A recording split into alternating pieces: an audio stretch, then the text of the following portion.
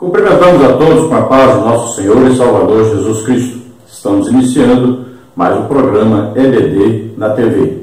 Nós estamos neste quarto trimestre de 2018 estudando as revistas da CPAD com o tema As Parábolas de Jesus, as verdades e princípios divinos para uma vida abundante.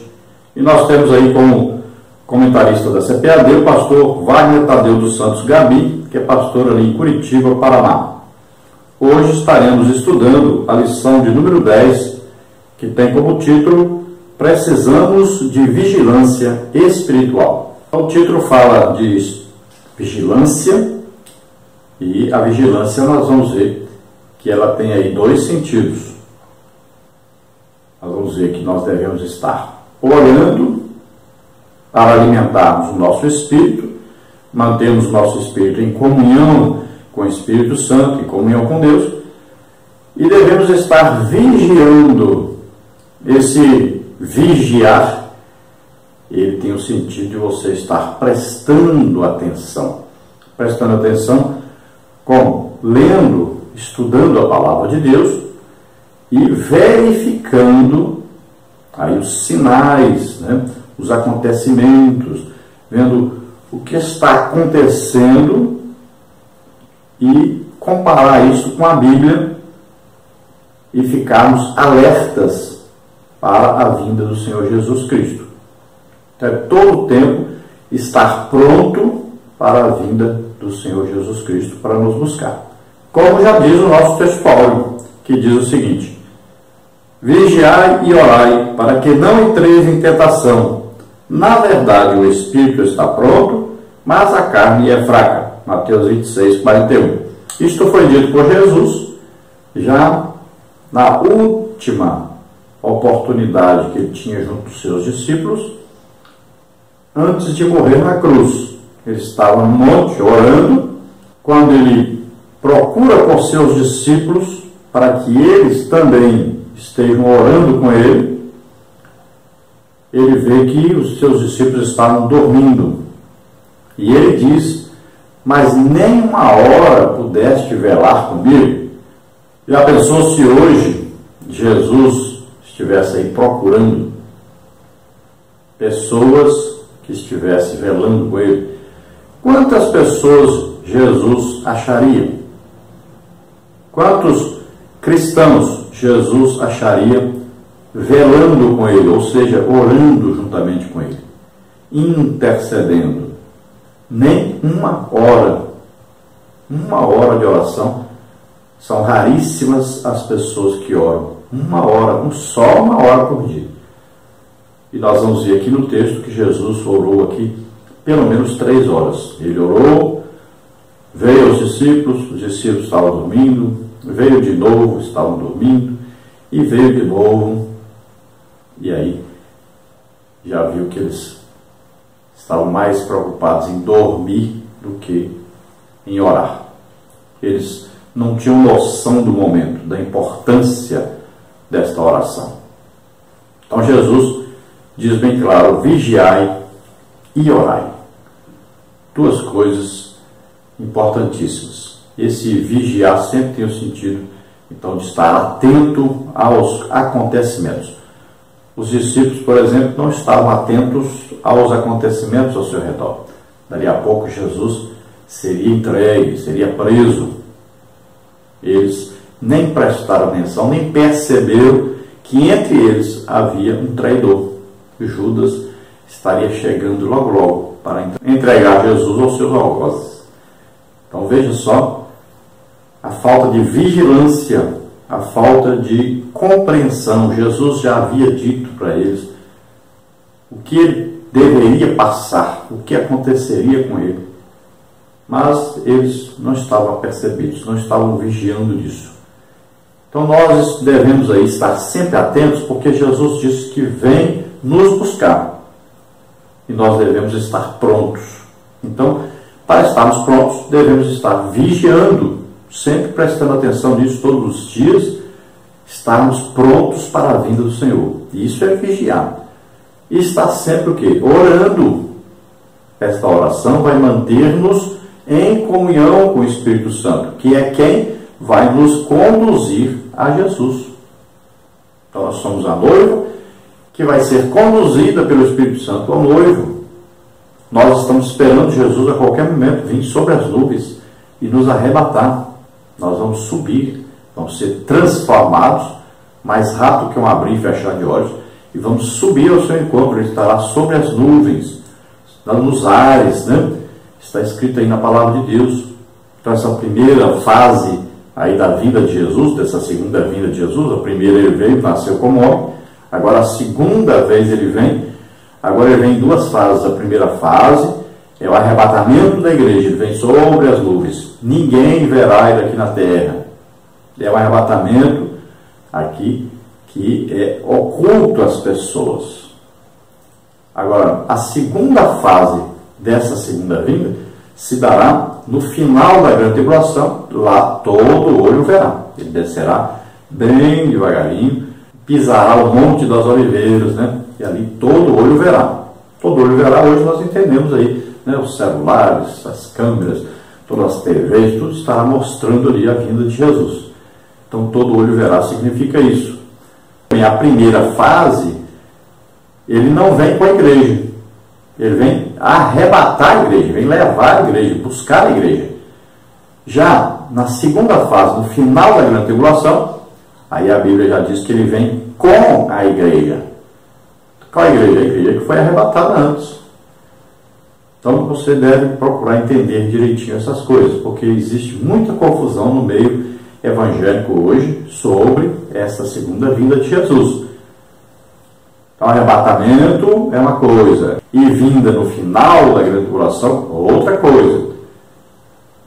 Então veja bem, nessa primeira fase aí, ele não vem para começar o milênio. Agora na segunda fase ele vem, aí vai haver o julgamento entre bodes e ovelhas, e ele vai começar então o milênio, mas vai começar a reinar sobre a terra 1000 anos. Na primeira fase não, mas só vai pegar a igreja, né? Buscar a igreja. Então há muita diferença. Essas duas fases aí são distintas, são diferentes. Você precisa procurar entender direitinho. Nós temos aí um quadro, você entende um pouquinho, aí a diferença entre essa primeira fase e a segunda fase desta segunda vinda, que é arrebatamento e depois no final da grande tribulação. Verdade prática, mesmo coração, a ausência de vigilância é terreno propício para que a tentação encontre brechas e nos conduza à derrota espiritual. Então veja bem, não basta só orar. Então se você se concentrar só em oração, mas você não estudar a palavra de Deus e você não prestar atenção aos acontecimentos, né?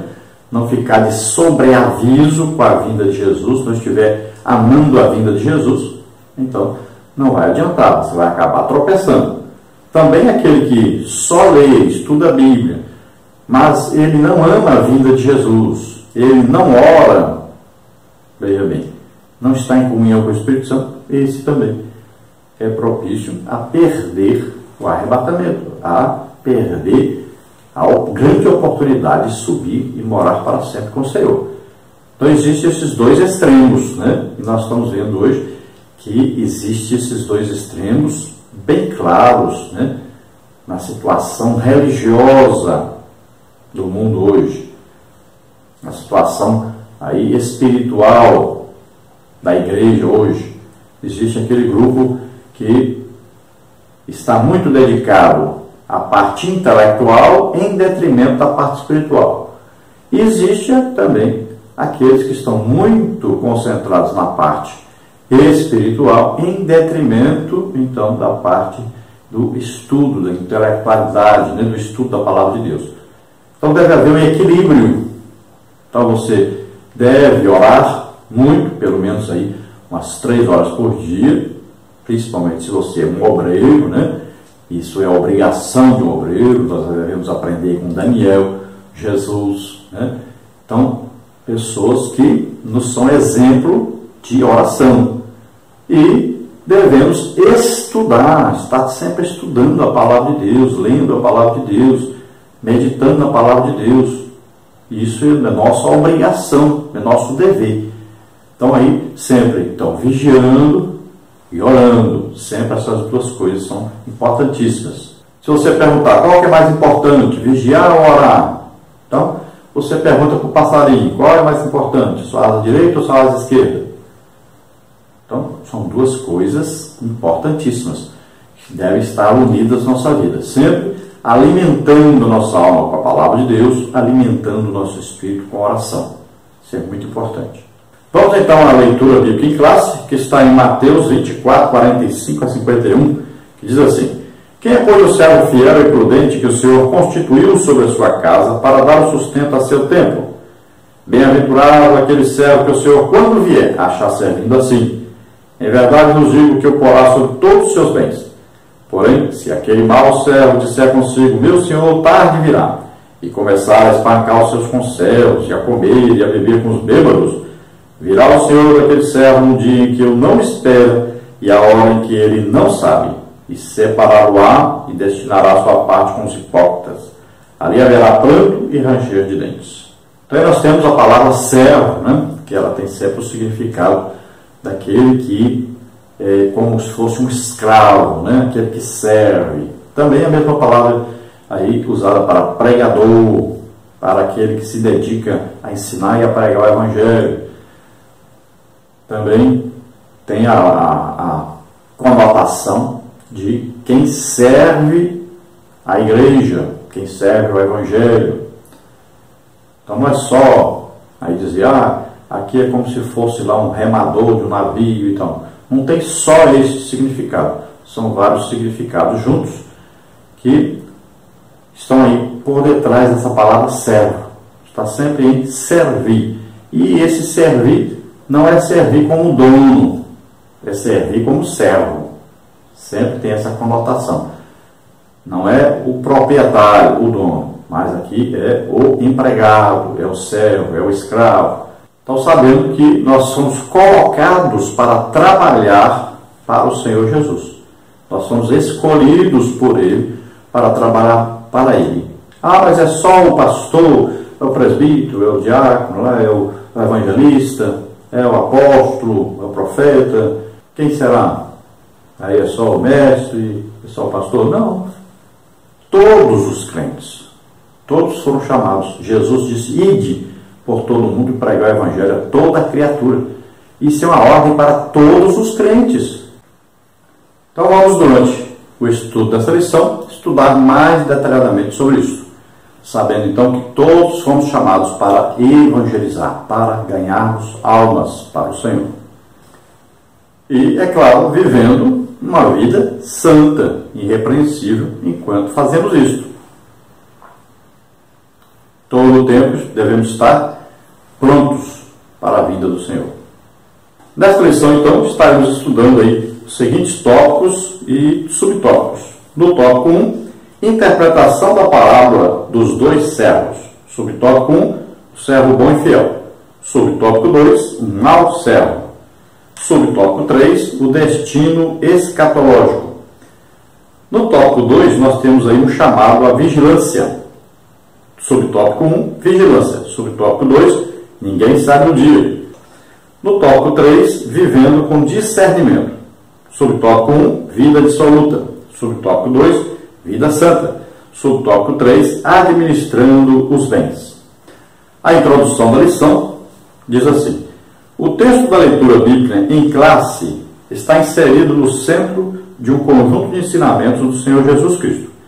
A palavra que vamos estudar é o tema central deste conjunto, ou ciclo de ensinamentos, que se inicia no versículo 3 do capítulo 24 e se estende até o último versículo no capítulo 25.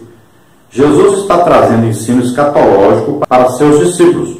Ele inicia suas mensagens falando a respeito do princípio das dores, perseguições, falsos profetas e esfriamento do amor, etc. Capítulo 24, 3 a 14. E segue falando sobre a grande tribulação, capítulo 24, versículo 15 ao versículo 28. Decide então discorrer sobre sua própria volta e sobre o arrebatamento dos salvos, capítulo 24, versículo 29 a 31.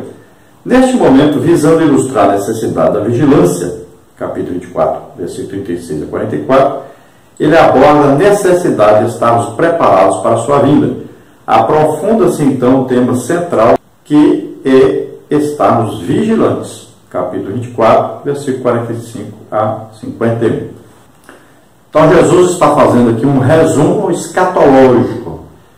Ele está falando da vigilância e da oração necessária. Tanto ele está se referindo a si próprio, que ele está ali em oração e vigilante, que ele sabe que daqui a pouco ele estaria então sendo preso, depois morreria na cruz por nós. E falando a respeito dos discípulos, da sua vida cristã, que deveria ser sempre regada, né? Sempre cheia de quê? De vigilância e oração. Pode ver que o apóstolo Pedro, no início da igreja, ele vai dizer, olha, nós vamos nos dedicar à doutrina e à oração. Olha aí, as duas coisas são importantíssimas, né? Então, todo crente deve estar atento a essas duas coisas. Vigilância, aí, estudando a palavra de Deus, olhando a sua volta, estar vigilante quanto à sua conduta, né? Sua idoneidade cristã. A Bíblia diz que nós devemos ser santos no corpo, na alma e no espírito. Então, sempre vigilantes nessas três áreas e sempre orando para mantermos o que? A comunhão com o Espírito Santo. Ele é o nosso ajudador, lembre-se disso. Então, para nós sermos ajudados pelo Espírito Santo, devemos estar sempre em comunhão com Ele. Ele nos ensina o que Jesus nos falou. Ele é aquele que nos ajuda na oração. É aquele que nos conduz, nos dirige assim, enviando para lá, enviando para outra parte. Nos dá palavras que nós devemos falar. Então, Ele nos ensina as Escrituras. Então, se nós não mantivermos a comunhão com o Espírito Santo, não teremos todas essas coisas. Devemos, então, manter firme essa comunhão. E é em oração, sempre orando. A palavra de Deus deve ser lida, meditada, estudada sempre. E nós devemos estar sempre vigilantes quanto à nossa vida, nossa santificação. Então, sempre no corpo, na alma, no espírito. Nessas três áreas. Então Jesus começa aqui uma série de ensinamentos dentro do capítulo 24 de Mateus. E dentre esses ensinamentos ele vai falar sobre aí, o arrebatamento da igreja, vai falar sobre aí, a grande tribulação e vai falar também da sua vinda, essa segunda vinda. Depois da sua morte ele vai voltar. Então essa segunda vinda dele tem duas fases, então o arrebatamento e depois no final da grande tribulação. Agora, quando ele chegar para o arrebatamento, nós devemos ser encontrados fazendo aquilo que nos ordenou Jesus, né? Ir por todo mundo, pregar o evangelho a toda criatura. Olha aí, é uma ordem, é evangelização. Então ele deve nos encontrar, nos achar fazendo assim. Então no tópico 1 nós temos aí interpretação da parábola dos dois servos. Subtópico 1, servo bom e fiel. Subtópico 2, um mau servo. Subtópico 3, o destino escatológico. Subtópico 1, servo bom e fiel. A parábola é contada tendo como base uma comparação entre o comportamento de dois servos. O primeiro, fiel e prudente, confiado em uma posição superior, esforça-se para realizar zelosamente a tarefa recebida, porém ele sabe que não é administrador geral da casa, mas apenas um despenseiro. No entanto, por ser um servo fiel e prudente, ele agora tem a oportunidade de demonstrar na prática se realmente é sábio, pois o seu senhor o premia, promovendo-o administrador de todos os seus bens. Versículos 45 a 47. Então a primeira parte aí está falando o quê? Falando sobre um bom servo. Então Jesus vai dar as dicas, né, do bom servo. Então o bom servo, ele se mantém trabalhando para o seu Senhor, sempre esperando a vinda do seu Senhor, a chegada do seu Senhor. Porque ele quer que quando o seu Senhor chegar, o encontre ocupado fazendo aquilo para o que foi escolhido para fazer. Veja só, se você tem um empregado na sua casa, imagine, empregado, você viaja, sai de casa, ele senta no sofá, bota os pés em cima da mesa aí, não faz nada. Quando você chega, tudo que você disse para ele fazer não foi feito. Então, servo fiel, prudente, então é aquele que sabe o que o seu Senhor deseja, sabe qual é o seu trabalho e ele faz esse trabalho, ele executa esse trabalho. Então, ele está sempre ocupado fazendo a obra de Deus, está sempre ocupado obedecendo ao seu Senhor. Então, é como aquela palavra, né? Que o dono da vinha foi para um país distante, deixou os seus empregados trabalhando na vinha. Estão produzindo, né? E ele vem depois, quer acertar contas, ele manda seus servos acertar contas, até que por fim ele mesmo vem. Então tem tudo a ver com aquela palavra. Então nós estamos aqui como igreja do Senhor Jesus Cristo, representantes do Senhor Jesus Cristo na terra. Vamos ver o que ele nos mandou fazer antes de nos levar para estar com ele. Então, o mais importante sempre é evangelizar, ganhar almas, estar trabalhando para a salvação das pessoas. E dentro desse trabalho, é claro, nós vamos aí orar para que os enfermos sejam curados, vamos trazer mensagens do Senhor para a igreja, né? Vamos aí estar ajudando os pobres, necessitados. Então, são várias coisas que nós devemos estar ocupados fazendo. Então, não é só também pregar. Muita gente está só ocupada em pregar, mas também tem que cuidar das pessoas. Então, é todo um trabalho do corpo de Cristo, que é a igreja. E existem os servos, cada um ocupado fazendo um trabalho dentro desse corpo, e todos juntos estarão fazendo esse trabalho do seu Senhor, cada um fazendo a sua parte. Infelizmente, nós temos hoje aí cerca de 10% da igreja que estão fazendo alguma coisa, estão trabalhando. O restante está só assistindo e ainda atrapalhando quem está fazendo. Muitas vezes criticando, falando mal de quem está fazendo alguma coisa. Então, esse servo que está trabalhando, está ocupado na obra de Deus, sabe que o seu Senhor é galardoador. Ele é premiador daqueles que trabalham para ele eficazmente. Então, ele vai produzir, vai estar atento, vigiando, esperando o seu Senhor chegar, porque quando o seu Senhor chegar e ver que ele está fazendo o que ele mandou, vai premiá-lo. E ele vai colocá-lo como administrador. Então, ele vai ser promovido. Então, veja só, nós estamos esperando Jesus voltar e nós vamos passar pelo tribunal de Cristo, onde nós vamos ser o quê? Premiados pelo que nós fizemos aqui para o Senhor Jesus Cristo, pelo que fizemos pela obra do Senhor aqui na terra. Subtópico 2, o mau servo. A parábola não ilustra somente o perfil do servo fiel e prudente, pois mostra quão antiético um servo pode ser quando colocado em posição superior à dos serviçais, durante a ausência do Senhor. Conforme a narrativa, o segundo servo, recém-promovido, agindo de forma antiética, preferiu agir como um tirano em casa alheia, prevalecendo da momentânea posição e entregando-se à devassidão. Age irresponsavelmente, contando com a demora do seu Senhor, versículo 49. Ele parece pensar que o seu Senhor se atrasará, versículo 48. Por isso começa a prevalecer-se e resolve se divertir, maltratando seus conservos, amigos de trabalho. Agindo assim, ele revela seu verdadeiro caráter, isto é, mostra-se maligno. Enquanto o primeiro servo foi promovido, versículo 47, este é jogado para fora da casa, ou seja, ele terá a mesma sorte que está reservada aos servos infiéis, como está no versículo 51.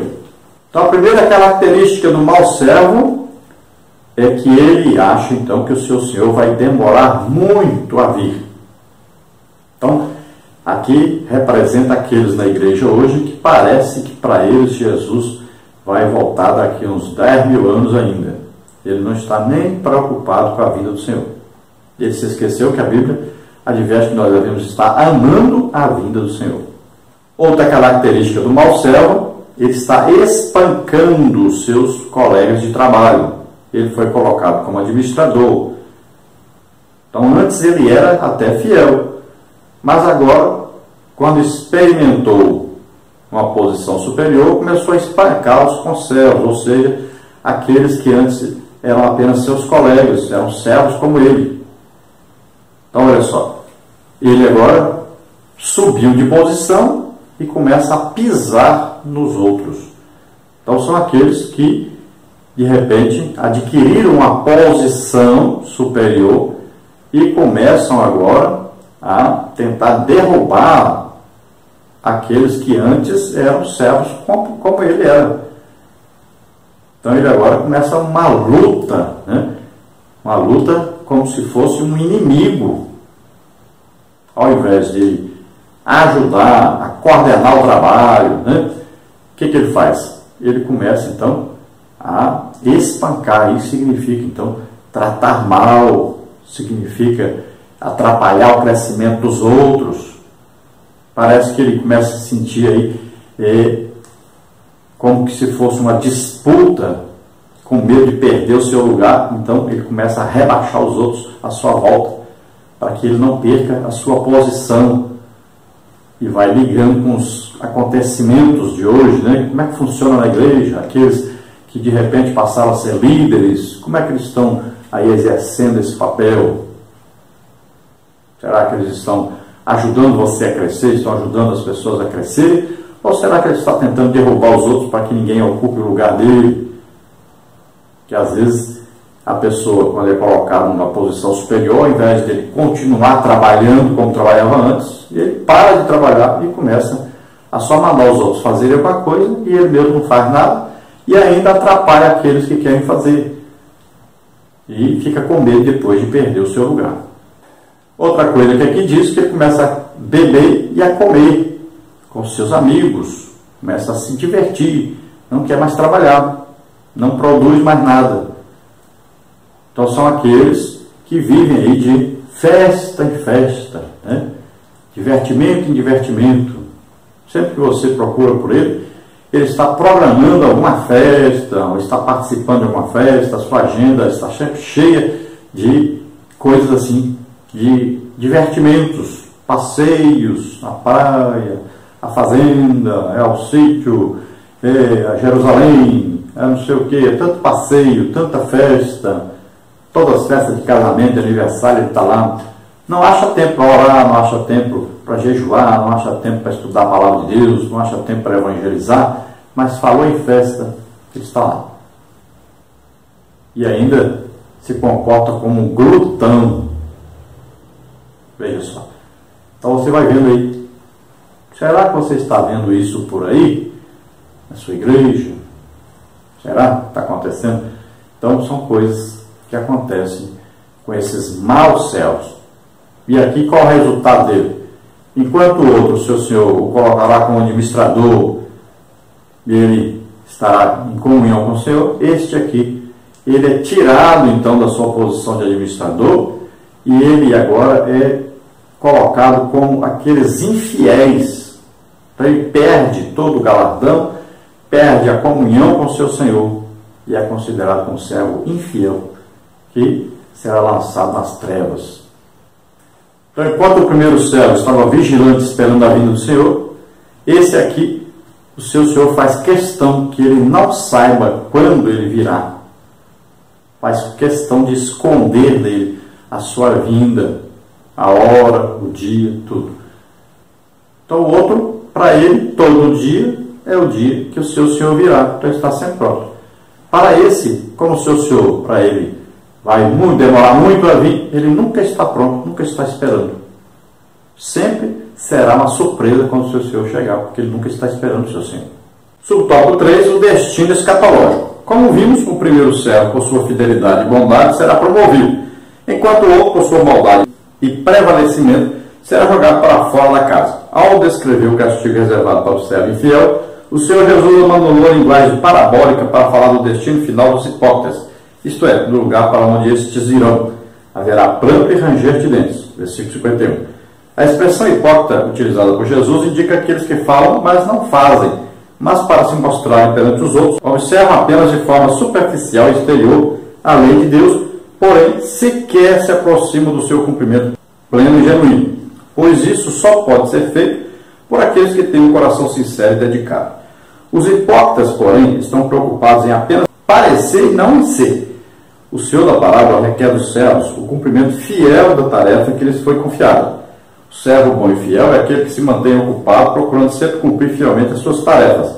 Dessa forma, o servo estará sempre preparado para quando o seu senhor retornar. Por outro lado, o mau servo é irresponsável e, prevalecendo da confiança, abusa da posição e mostra-se indigno da posição que o seu senhor lhe confiou.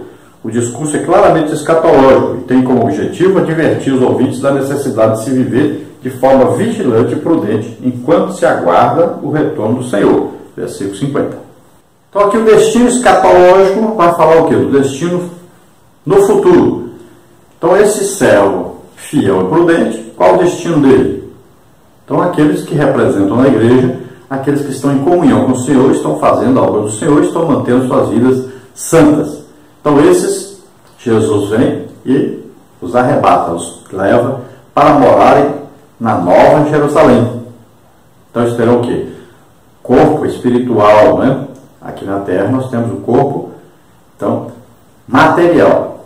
Nós vamos ser transformados num corpo espiritual. Nós temos um corpo terreno, vamos ter um corpo celeste. Temos um corpo, então, aqui físico, nós teremos um corpo espiritual. Então estaremos morando para sempre com o Senhor. Estaremos morando na Nova Jerusalém, nossa casa. E aquele mau servo, então é aquele que, como ele nem está preocupado com a vinda do Senhor, nem está amando a vinda do seu Senhor, já sabe que não está fazendo nada mesmo, e ainda está espancando, maltratando os conservos. Então esse, o destino final dele, o quê? Pranto e ranger de dentes, significa exatamente o quê? Lago de fogo e enxofre. Olha só o que aguarda ele. Enquanto o bom servo, o servo fiel e prudente, o que aguarda ele é a Nova Jerusalém. Para o servo infiel, o que aguarda ele é o lago de fogo e enxofre. Então, nós vamos participar do tribunal de Cristo. Então, a igreja fiel e prudente participa do tribunal de Cristo. O servo infiel, imprudente, vai participar de quê? Do juízo final. Então nós vamos participar do tribunal de Cristo para morarmos para sempre com o Senhor. E esses infiéis vão participar do juízo final para serem lançados no lago de fogo e enxofre. Olha aí, bem diferente o destino de cada um. No tópico 2 nós temos aí um chamado à vigilância. Subtópico 1, vigilância. Subtópico 2, ninguém sabe o dia. Subtópico 1, então, vigilância. O ensino sobre a vigilância é constante no ministério de Jesus, Mateus 26, 41. No intuito de demonstrar de que forma devemos nos manter vigilantes, o Senhor Jesus narrou a parábola dos dois servos, primeiramente contrastando o perfil de ambos, ao mostrar que um era bom e o outro mau. A ambos os servos, o Senhor da narrativa confiou a tarefa de cuidar dos seus conservos. O bom os alimentava em quantidade e hora correta. O mau os espancava, desprezava-os e, como se ainda não fosse o bastante, comia e bebia com bêbados. O servo bom, além de fiel, era vigilante, administrando bem aquilo que recebeu do seu senhor. O destaque da vigilância nesta parábola se manifesta como sendo o exercício correto da mordomia, ou seja, o homem vigilante pratica a administração responsável do que recebeu do seu senhor, sabendo que está lidando com o que não é seu e que brevemente terá de prestar contas. O mesmo princípio é rememorado pelo apóstolo Paulo quando em 1 Coríntios 4, 1 e 2 diz que os homens nos considerem como ministros de Cristo e dispenseiros dos mistérios de Deus. Além disso, requer-se dos dispenseiros que cada um se ache fiel. Jesus nos manda estar acordados, alertas, vigilantes, circunspectos. Mateus 25, 13, Marcos 14, 34, 37, 38. Isto é, precisamos estar completamente alertas. Então, vigilante é aquele que está prestando atenção na sua volta, né? Está prestando atenção, está sempre o quê? Esperando o seu Senhor voltar. E se ele está esperando o seu Senhor voltar, ele tem que estar esperando o quê? Fazendo o que o seu Senhor ordenou. Então, quando o seu Senhor chegar, ele sabe que ele vai receber o quê? Uma premiação. Então ele está todo o tempo tranquilo, porque ele sabe que o seu Senhor, quando chegar, vai recompensá-lo. Então ele trabalha para o seu Senhor. Veja bem, trabalhe sempre para Jesus. Pense bem, como você é conhecido no céu? Tem muita gente preocupada de como ele é conhecido na terra. Então ele representa um papel, mas ele não vive aquilo que ele ensina e que prega. Então, está representando o papel. Agora, você precisa se preocupar como você é conhecido no céu. Por quê? Muitas vezes, para ser reconhecido, bem reconhecido no céu, você vai ter que ser mal reconhecido na terra. Às vezes, a coisa é contrária, né? Você é bem conhecido aqui e mal conhecido lá.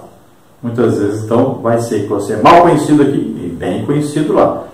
Qual testemunho Deus poderia dar de você? Assim como Jó. Deus deu testemunho de Jó. Então, como é o nosso testemunho no céu? Isso nós devemos nos preocupar. Então, nós estamos aqui para ministrar as pessoas. Estamos aqui para servir as pessoas, ajudar as pessoas a chegarem no céu, a herdarem a vida eterna. Então nós estamos aqui para concordar com o pecado, apoiar o pecado. Não, nós devemos estar ensinando a verdade, a palavra de Deus, combatendo o pecado.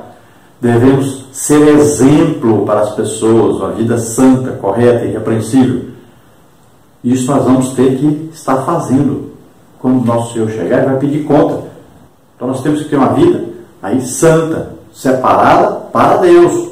Estarmos servindo a Deus, fazendo alguma coisa para Deus, ocupados em fazer alguma coisa para Deus. Isso é importantíssimo aqui na vigilância. Então a preocupação nossa é na prestação de contas. O que eu posso dizer em minha defesa? O que tem lá registrado em minha defesa? Então Jesus disse: ajunte um tesouro no céu, lá não tem barata, não tem rato, não tem nada que vai destruir aquilo que você fizer de bom aqui. Subtópico 2, ninguém sabe o dia. A necessidade de vigilância é clara, pois assim como os servos da palavra não sabem o momento certo do Senhor deles voltar, ninguém sabe quando Jesus Cristo virá. Mateus 24, 36. Por isso, antes de contar a palavra dos dois servos, no versículo 43, Jesus explica isso de maneira breve, mas cristalina. O mestre utiliza a figura do pai da família, dizendo que se este soubesse quando o ladrão viria, vigiaria e estaria à sua espera, impedindo que o malfeitor fizesse mal à família. Como não sabemos quando Jesus haverá de vir, devemos estar sempre prontos, versículo 44, pois estar preparado a qualquer momento para a volta de Cristo é parte da responsabilidade básica de todo discípulo autêntico.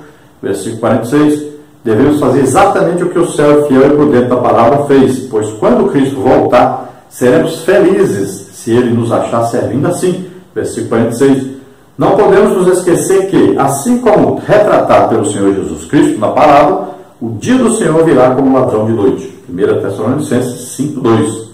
Então veja que na palavra os servos não sabiam o dia que o seu Senhor voltaria. Então, não sabendo o dia, estava sempre trabalhando, esperando qualquer hora que ele chegar, eu estou fazendo o que ele me mandou fazer. E o outro, ao contrário, como eu não sei o dia que ele vai voltar, eu acho que ele vai demorar, eu vou aqui aproveitar, vou fazer o que quiser, comer, beber, e ainda esculhambar aí, tratar mal, fazer de tudo contra os outros que estão a meu serviço. Eu vou ficar só mandando aqui e ainda não deixando que eles cresçam. Porque quando o Senhor voltar, eu vou continuar sendo administrador. Não vai ter outro para colocar em meu lugar.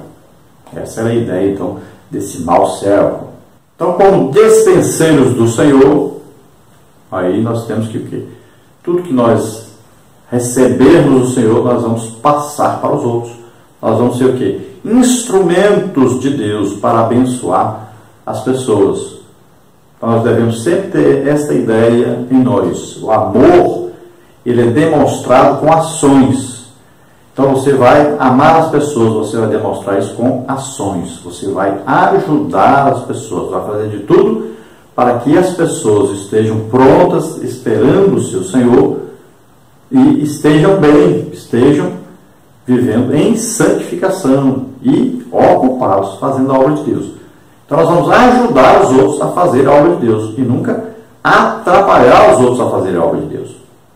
Porque hoje na igreja nós temos muita gente aí ocupados em desfazer as obras de Deus, em atrapalhar quem está fazendo a obra de Deus. Então a Bíblia diz para nós, ninguém sabe o dia, ninguém sabe a hora. Por quê? Porque se soubesse, talvez aí todos os céus se comportassem como esse mau céu, perdesse a vigilância, né?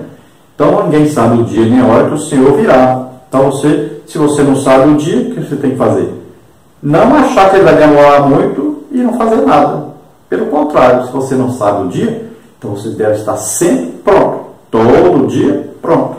Porque qualquer hora que chegar o Senhor, você está tranquilo, você está pronto, você vai ser encontrado fazendo aquilo que o Senhor mandou fazer. Olha só, está sempre pronto. Essa é a atitude correta esperada pelo Senhor. Então, você está esperando o arrebatamento, ame o arrebatamento, ame a vinda do Senhor. Esteja sempre pronto, tranquilo. Olha, qualquer hora Jesus chegou, eu estou tranquilo, estou pronto, eu estou fazendo a obra de Deus, eu estou ocupado, estou orando, estou jejuando, estou estudando a Bíblia, estou ganhando almas, estou santificando a minha vida. Então, qualquer hora que ele chegar, tranquilo, estou tranquilo, porque estou em paz com o meu Senhor. E tenho aqui dentro de mim o Espírito Santo que sabe disso, que testifica isso, e que me ajuda a estar assim. Agora, para quem não está pronto, não está servindo, não está fazendo o que deveria fazer, então, o dia do Senhor para ele, a vinda do Senhor para ele, vai ser como um ladrão que vem à noite, né? Vem aí pela madrugada, quando ninguém está esperando, estão dormindo, né? Se o dono da casa soubesse que hora viria o ladrão, ficaria ali escondido atrás da porta. O ladrão entrou, espantava o ladrão. Mas o problema é que o dono da casa nunca sabe que hora que o ladrão vem. Assim a vinda do Senhor para esse mau céu. Como ele nunca está pronto, sempre para ele o seu Senhor vai voltar, ele não se prepara. Para ele é uma surpresa, sempre será uma surpresa. Se eu soubesse que ele viria hoje, pelo menos hoje, eu teria aí me ocupado em fazer o que ele mandou eu fazer. Então vai ser pego de surpresa. Então é surpresa para quem não está esperando. Para quem está esperando, qualquer hora que vier, ele está pronto. Então não é surpresa, ele já estava esperando mesmo. Vejamos então, tópico 3, vivendo com discernimento. Subtópico 1, vida absoluta. Subtópico 2, vida santa. Subtópico 3, administrando os bens. Subtópico 1, então, vida dissoluta.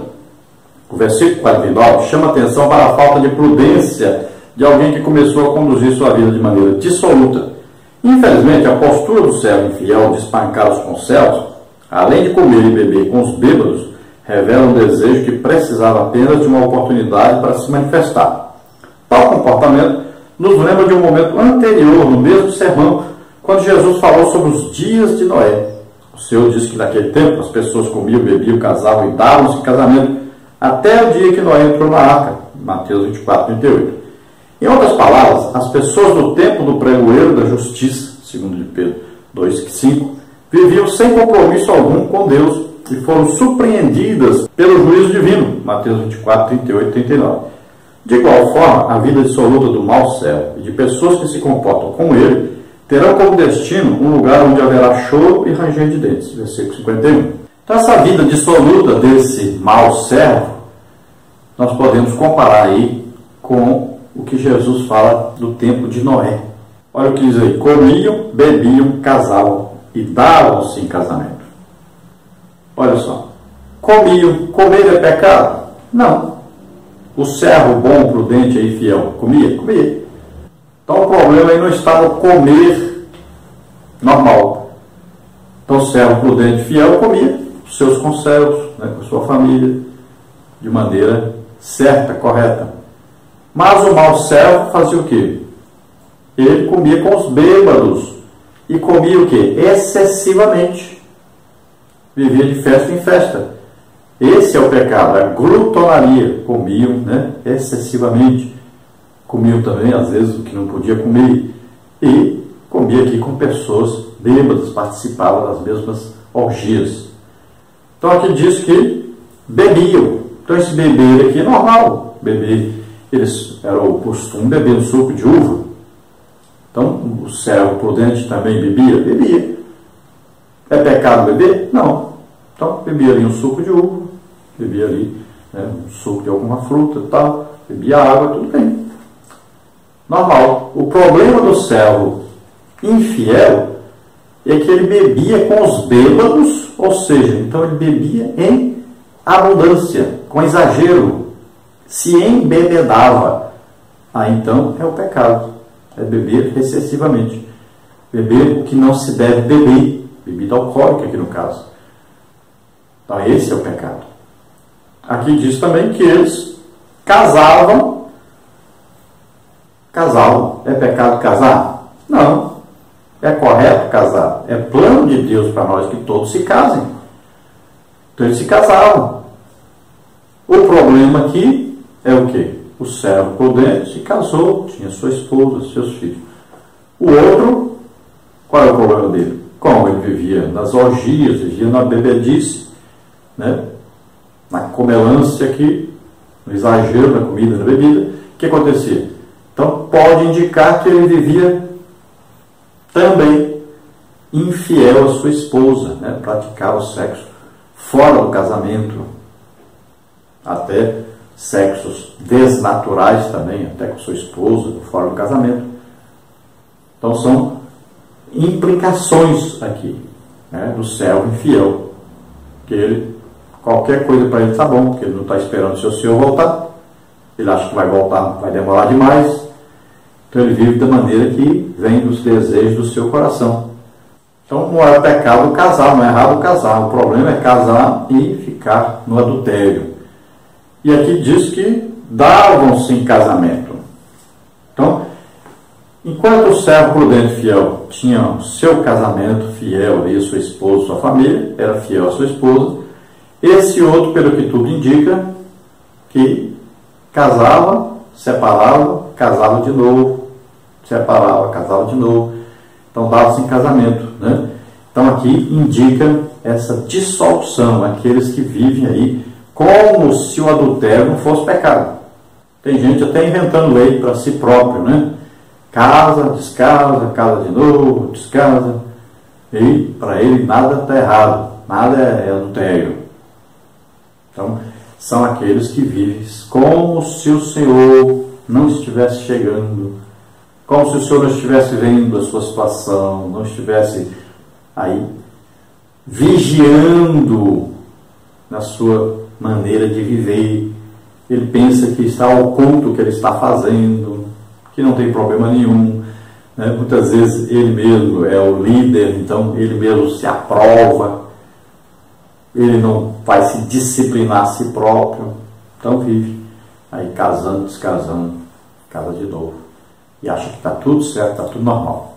Então aqui diz bem claro o destino desse servo infiel, imprudente. É choro e ranger de dentes. Então, é lago de fogo e enxofre. Subtópico 2, vida santa. Desde os tempos de Moisés, o povo de Deus exortava a viver uma vida de santidade. Levítico 11, 44, 45. Isto é, uma vida separada e consagrada totalmente ao Senhor. Para o povo da nova aliança, a igreja, a mesma vida de santidade também é requerida. 1 de Pedro 1,16. Pois temos mais luz e conhecimento em relação às coisas de Deus do que o próprio povo de Israel. Por isso, precisamos viver uma vida com discernimento, sabendo separar aquilo que, como santos e filhos de Deus, convém ou não fazer. 1 Coríntios 6:12 e 10:23. Hoje, mais do que em qualquer outra geração de cristãos, precisamos nos lembrar de que, sem santificação, ninguém verá o Senhor. Hebreus 12:14. Devemos ter isso muito claro em nossos corações. Lembrando também que o Senhor Jesus Cristo pode voltar a qualquer momento. Mateus 24:42. Então a palavra de Deus é bem clara nesse aspecto. Sem santificação, ninguém verá o Senhor. Sede santos, porque eu, o Senhor, sou santo. Então essa é a palavra do Senhor. Santo quer dizer o quê? Santificação aí é separação para Deus, para uso de Deus. Então você se compara aí com aí uma faquinha do médico. Quando alguém é operado, ele não agradece a faquinha lá, né? Bisturi. Ele vai agradecer o médico. Então assim também somos nós. Nós somos como esse bisturi. Nós estamos a serviço do nosso Senhor. Estamos prestando um serviço a Ele. Então Ele deve ser exaltado, glorificado. É Ele que faz. Agora, Ele usa a cada um de nós. Então nós estamos aqui para servir. Agora, se temos vários vasos, quem é que o Senhor vai usar para servi-lo? Qual tipo de vaso Ele vai usar? Então o vaso que está vivendo em santificação, o vaso que está limpo, pronto para ser usado. Então não vai usar o vaso que está impuro, né? Que está sujo.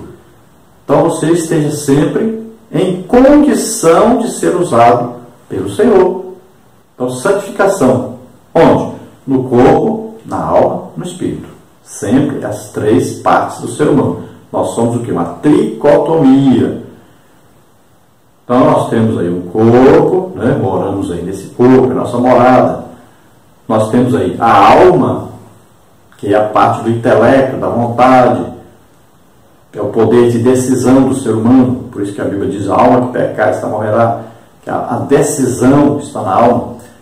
E temos aí a parte do espírito, que é a parte que enxerga o invisível. É a parte que tem aí comunhão. Ou você pode ter comunhão com Deus, ou pode ter comunhão com Satanás. Então você vai decidir quem você quer servir. Então, se é a Deus, você deve manter aí o corpo santificado, né? Jejum, se afastando de todo o pecado. Aí você, a alma, estudando a palavra de Deus, alimentada pela palavra de Deus, para ela sempre ter a direção correta, segundo a vontade de Deus. E o Espírito sempre em oração, em comunhão com o Espírito Santo, para ser guiado, conduzido pelo Espírito Santo. Ter comunhão com o Espírito Santo significa ter uma amizade íntima com o Espírito Santo. E o Espírito Santo sempre, então, estará nos conduzindo a Jesus. É Ele que vai nos entregar a Jesus. Então, qual a diferença? Como é que Deus sabe quem é seu filho e quem não é? Vai ver o Espírito Santo dentro de nós. Quem estiver em comunhão com o Espírito Santo, esse é que vai subir no arrebatamento. Então mantenha-se sempre cheio do Espírito Santo, fazendo a obra de Deus, sendo usado pelo Espírito Santo. Sempre nesta posição de santificação, de separação para Deus. Não se misture com o mundo, não participe dos pecados do mundo. Se separe para Deus, para uso de Deus. Sempre lembrando que o Senhor pode voltar a qualquer momento. Como é que Ele vai nos encontrar? Então devemos estar prontos e fazendo a obra de Deus. Ocupados em fazer aquilo que Ele nos mandou fazer. Subtópico 3, administrando os bens. Jesus contou a palavra dos dois servos para que os ouvintes e todos nós optássemos em seguir o exemplo do servo fiel e prudente, evitando o trágico fim dos hipócritas. Versículo 51. A postura do servo bom e fiel, que administra os bens do seu senhor conforme a justiça, faz jus à própria expressão servo, visto que esta retrata o perfil de um ministro dedicado, alguém que se sente satisfeito em cumprir o seu dever, que é servir ao seu senhor. De forma semelhante, a Bíblia nos chama de dispenseiros de Deus e diz que devemos ser bons, 1 de Pedro 4,10, ou seja, eficientes e dedicados. O apóstolo Paulo também falou sobre este assunto, dizendo ser necessário que os homens nos considerem como ministros, ou seja, servos, dispenseiros, isto é, administradores daquilo que Cristo coloca sobre nossa responsabilidade, requerendo apenas que cada um se ache, seja encontrado fiel. 1 Coríntios 4, 1, 2. Portanto, mais que fidelidade e prudência, o Senhor requer de nós que sejamos bons e fiéis administradores do que não é nosso. 1 de Pedro 5, 2. Então, quando Jesus conta aqui a parábola a respeito dos administradores, Ele está querendo evitar que nós sejamos encontrados com os maus administradores, que nós sejamos considerados infiéis, porque o fim deles é lago de fogo e enxofre. Então, o tipo de serviço do servo prudente é aquele serviço que é feito com alegria, com prazer. Ele tem prazer em servir o seu Senhor. E ele sabe que vai receber um galardão, uma premiação. E a Bíblia diz bem claro, aquele que se aproxima do Senhor deve sempre saber que ele é premiador, galardoador daqueles que o buscam. E deve sempre saber que sem fé é impossível agradar a Deus. E essa fé é a fé que nos mantém esperando a vinda de Jesus e sabendo que estamos produzindo, porque também vamos ser galardoados pelo Senhor. Devemos também lembrar disso. Existe um galardão preparado para nós, lá em cima, não é aqui embaixo, é lá em cima. Lá nós devemos então manter um tesouro, né? Devemos acumular lá o quê? Obras, como está registrado na palavra de Deus. Nós vamos ser julgados pelas nossas obras aqui que nós fizemos para o Senhor. Obra não salva ninguém, mas nós já somos salvos. Então temos que produzir boas obras, trabalhar para o Senhor. A Bíblia nos chama então de despenseiros, né? Despensa é o lugar onde se guarda, né? Aproveite, é onde se tem a provisão para você ir retirando durante o mês. Você guarda da despensa e vai retirando o que vai usando. Então nós somos dispenseiros aí de Deus. O que é despenseiro? Então, despenseiro, nós vamos o quê? Estudando a palavra de Deus, vamos aprendendo, vamos orando, vamos ficando cheios do Espírito Santo, recebendo em dons do Espírito Santo. Então, olha só, é o trabalho de se encher. A Bíblia diz, enchei-vos do Espírito Santo. Então, o trabalho de se encher é o nosso trabalho. Nós vamos orando, estudando a Bíblia, vamos sempre cheios. Revelação da palavra de Deus, dons do Espírito Santo. E agora, cheios, o que acontece? Quando a despensa está cheia, agora você vai retirar da despensa para usar. Então agora nós vamos o quê? Pegar isso que nós fomos cheios e vamos distribuir. Vamos ajudar as pessoas. Esse é o trabalho que Jesus nos confiou. Nós vamos nos enchendo e passando para os outros que vamos recebendo. Então nós somos o quê? Canais de Deus. Vem lá de cima para nós e nós passamos para as pessoas. Vem vertical, nós vamos passar horizontal. Então esse é o sentido de dispenseiro e ministro, olha só. Dispenseiro, guarda. Ministro, ministra, passa para os outros. Olha, as duas coisas. Somos dispenseiros. Acumulamos conhecimento de Deus, né? Poder de Deus. Ministros, ministramos isso às pessoas, passamos isso para as pessoas. Ensinamos, pregamos, ministramos aí cura, batismo do Espírito Santo, libertação, né? Aí vem a profecia, todos os dons de operação para ajudar as pessoas. Sempre assim. Dispenseiro, ministro. Sempre sabendo que nós o quê? Ministramos o quê? Aquilo que recebemos lá de cima. Então vem de Deus, passamos para as pessoas. Então aquilo que vem de lá é de Deus, não é nosso. Nós somos o quê? Canal, só canais de Deus para que as pessoas sejam abençoadas. Conclusão aí, há pessoas que estão se conduzindo de modo dissoluto e fazendo mau uso dos bens que o Senhor deixou em suas mãos. São maus servos, correm o risco de serem pegos de surpresa e acabarem lançados nas trevas exteriores, onde haverá choro e ranger de dentes. Por outro lado, o servo vigilante está preparado para a vinda de Jesus.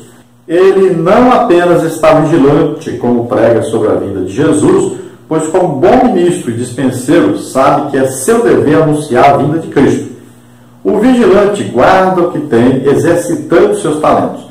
Ele administra com fidelidade os bens de seu Senhor, sabendo que um dia será promovido às mansões celestiais.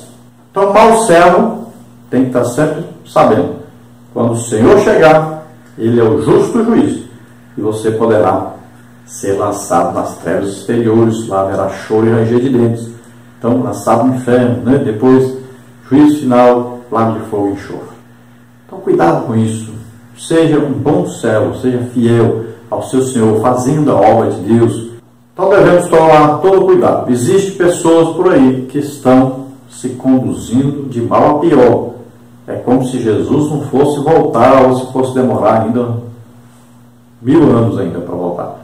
Mas saiba que a qualquer momento Ele pode chegar. E Ele não pode encontrar você aí sem vigilância, sem oração, sem estar em comunhão com o Espírito Santo, sem estar fazendo a obra de Deus.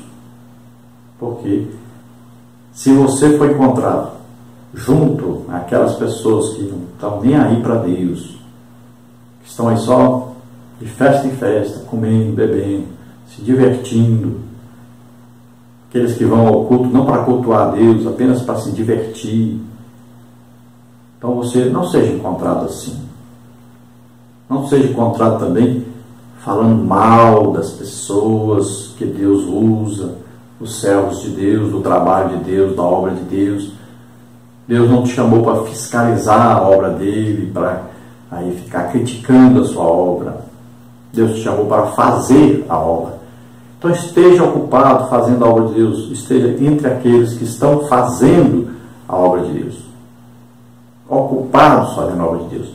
Esteja entre aqueles que estão sempre em oração, em jejum, em estudo da palavra de Deus, em ministração às pessoas, ajudando, ministrando as pessoas. Esteja entre aqueles que estão produzindo algo para o reino de Deus, não para o reino de Satanás. Não fique ajudando Satanás. Ajude a obra de Deus, ajude o Espírito Santo que está em nós a fazer essa grande obra através de nós. Ou seja, o servo vigilante que está sempre em oração e em vigilância, em oração. Então, as duas coisas juntas aí, sempre estudando a palavra de Deus, né? Santificando a sua vida, orando sempre, quanto mais orar, melhor, e ocupado fazendo a obra de Deus. Então lembre-se daquilo que é muito importante, seja esse despenseiro. Então acumule, olha, enchei-vos do Espírito, estude bastante a palavra de Deus, então você vai receber a revelação da palavra de Deus, você acumula o conhecimento da palavra de Deus. Com a oração, você juntando agora a oração, você vai ficar em comunhão com o Espírito Santo, você vai ser cheio do Espírito Santo e você vai poder ser usado pelo Espírito Santo para ajudar as pessoas. Então sempre dispenseiro, vai sempre sendo cheio. E depois o que? Você vai ser o ministro, vai ser o que? Ministrar isso às pessoas. Tem muita gente que fica se enchendo, mas nunca administra. Então você está recebendo, é para ajudar os outros. Então passa por você, não é para você reter, não é para guardar. Não faça como aquele, né, servo lá da parábola, que o seu senhor lhe deu o talento e ele enterrou o talento. Não faça isso. Então produza. Então no reino de Deus você recebeu as coisas de Deus, passe para frente, ministre as pessoas, esteja sempre ocupado fazendo a obra de Deus. Então a parábola aí foi falada sobre dois servos, um servo prudente e o outro infiel. E vai falar aí sobre dois servos também, um esperando, sempre pronto, esperando a volta do Senhor, e o outro como se o Senhor tardasse muito. Então um servo fazendo a obra de Deus, aquilo que o seu patrão lhe confiou, e o outro vivendo dissolutamente, espancando seus conservos, bebendo, comendo e pensando que o seu Senhor ia demorar muito. E aí fala do resultado de cada um. Um é colocado, então, o servo fiel aí, prudente, é colocado como administrador, e aquele que é imprudente e infiel é lançado onde ficam aqueles que ficam nos prantos, né, no choro, no ranger de dentes, né? Então um é levado pelo seu Senhor, o fiel prudente, para a Nova Jerusalém, e o infiel, o imprudente, ele é lançado nas trevas exteriores, é lançado lá de fogo e enxofre. Então você deve se enquadrar aí como aquele servo fiel, prudente, sempre fazendo a obra de Deus, sempre pronto, esperando a volta de Jesus todo dia. Vamos orar agora. Se você deseja aceitar Jesus como Senhor e Salvador, é sua oportunidade.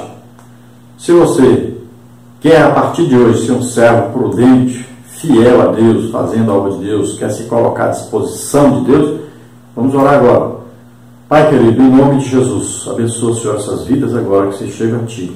Ó Senhor, recebe-os como filhos, perdoa os seus pecados. Arragrada la cruz tenefrande sorveras misteres la fasta. Na cruz do Calvário, Jesus levou os seus pecados sobre ele, ele morreu, ressuscitou, está vivo, e agora está aqui para salvar. Em nome de Jesus, receba a salvação, receba o perdão dos seus pecados. Escreve, Senhor, os seus nomes no livro da vida, abençoa essas vidas. Pai, aqueles que se chegam a Ti agora, que estão desejosos de fazer a Tua obra, usa, Senhor, poderosamente. Ó Senhor, abençoa-os, esforça-os, capacita-os para que eles possam servir a Ti e fazer uma grande obra para Ti, ganhando muitas almas para o Senhor. Em nome de Jesus, Te agradecemos e Te pedimos, cura, Senhor, aqueles que estão doentes, estão enfermos. Em nome de Jesus, eu ministro sobre eles a cura agora, a libertação, em nome de Jesus. Solta todo o mal, em nome de Jesus. Toca, Senhor, deles agora e faz um milagre na vida deles. Em nome de Jesus. Glória a Deus. Aleluia. Se você deseja nos convidar para estarmos aí com você na sua igreja, entre em contato conosco. Nós só temos agora 2 agendas marcadas. Só uma agora no final de dezembro, em Sud-Menut. Você vê aí o folder. Então os dias aí 29, 30 e 31, né, de dezembro. Então você esteja conosco. E temos marcado também para março, lá no Piauí. Você vê o folder aí. E mais para frente nós vamos dando os avisos. Então, se você deseja nos convidar, nos convide, nós estaremos aí com você, ministrando a palavra do Senhor, ministrando também dons de curar, que recebemos do Senhor. Queremos ministrar aí, orar para que as pessoas sejam curadas, sejam libertas, sejam batizadas do Espírito Santo. E também, é claro, pregarmos para que as pessoas aceitem Jesus como Senhor e Salvador. É o que nós temos feito em toda a parte onde nós vamos. Então, nos convide e nós estaremos aí fazendo uma festa, né? Estarmos aí reunidos com o Senhor. Sempre o que mais importa para mim é que Jesus esteja presente, que Ele se revele, né? Que Ele se manifeste, se agrade daquilo que nós estamos fazendo. E quando Ele se agrada, Ele vem, então, abençoando a todos que estão presentes. Então, nos convites estaremos aí. A paz do Senhor a todos, Deus abençoe a todos. Aí você vê, tem aí nosso telefone 99DDD e o telefone 991520454. E nosso e-mail henriquelhas@hotmail.com ou henriquelhas@gmail.com. Então entre em contato conosco e nós estaremos aí. Esse telefone é TIM e também aí é o WhatsApp e também é o Telegram. Então você entre em contato conosco que nós estaremos aí com você.